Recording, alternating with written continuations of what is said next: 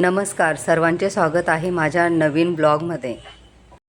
आज आम्ही जात आहोत इगतपुरी तालुक्यातील कावनई येथे गजानन महाराजांच्या मंदिरात।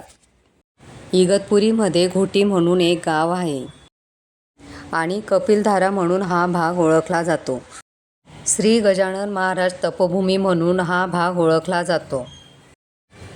पावसाचे दिवस आहेत, पाऊस खूप जोराचा चालू झालेला आहे आणि आता आम्ही मंदिराच्या खूप जवळ पोहोचण्यात आलो आहोत। मंदिर आता आम्हाला लांबूनच थोडं दिसत आहे। बाहेरच आपल्याला एक बोर्ड दिसत आहे आणि त्या बोर्डवर लिहिलेलं आहे की श्रींची तपोभूमी श्री गजानन महाराज संस्था शेगाव। आता आपण जात आहोत मंदिराकडे। हा मंदिराकडे जायचा रस्ता आहे। इथून आपण मंदिराच्या आतमध्ये जाणार आहोत।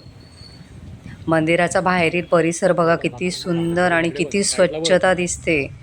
झाडी झुडपे किती छान दिसत आहेत आणि उजव्या बाजूला पार्किंगलाही जागा आहे।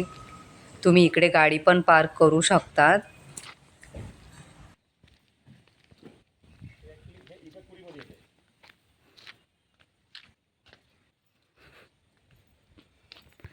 आज आपण आलो आहोत इगतपुरीमध्ये संत श्री गजानन महाराज यांच्या मंदिरात कपिलधारेला।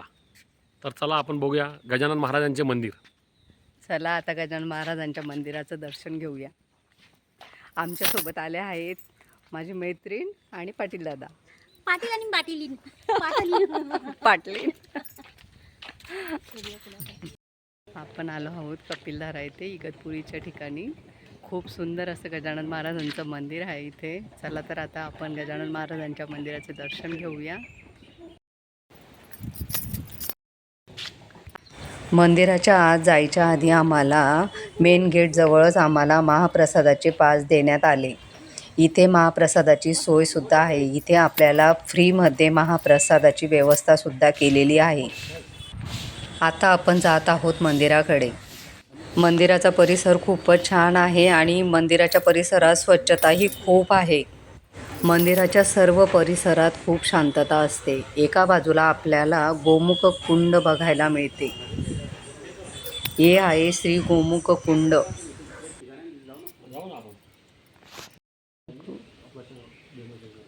इथे सर्वत्र शांतता असते। इथे फक्त पक्ष्यांचा सुमधुर आवाज आपल्याला ऐकायला मिळतो। आता आपण जाणार आहोत गजानन महाराजांच्या मंदिरात। समोरच आता आपल्याला गजानन महाराजांचे मंदिर दिसत आहे आणि आता आपण मंदिराच्या आत गजानन बाबांचे दर्शन घ्यायला जाणार आहोत।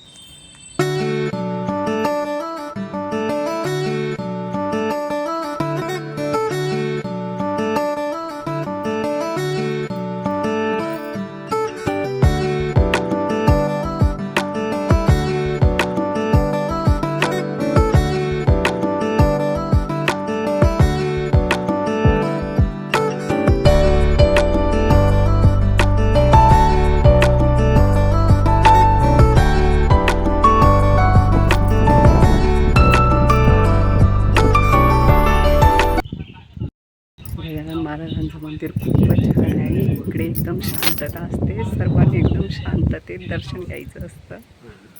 मंदिर खूपच सुंदर आणि खूपच छान आहे। श्री गजानन महाराज येथे काही काळ वास्तव्य केले म्हणून ह्या जागेला आणि ह्या मंदिराला विशेष महत्त्व आहे। येथे दर्शनासाठी सकाळी आणि संध्याकाळी मंदिराचे दरवाजे उघडे केले जातात। गजानन महाराजांचे दर्शन करून मन खूप प्रसन्न झाले आहे। परिसर बघा किती सुंदर आहे। पावसाचं वातावरण आहे पण परिसर खूप सुंदर आणि हवा पण खूप आहे। श्री गजानन महाराजांचे दर्शन करून मन खूप प्रसन्न झाले आहे। आम्हाला अशीही माहिती मिळाली की श्री गजानन महाराज स्वतः 12 वर्ष ह्या ठिकाणी राहिले होते। त्यामुळे ह्या जागेला विशेष महत्त्व दिले जाते। आता आम्ही जात आहोत महाप्रसाद घ्यायला। इथे महाप्रसादाची उत्तम सोय अशी केलेली आहे। गजानन महाराजांच्या मंदिरात येऊन मन खूप प्रसन्न झाले आहे। मंदिर खूपच छान आहे। इथे खूप शांतता असते। तुम्ही या मंदिराला नक्की भेट द्या। जय गजानन महाराज।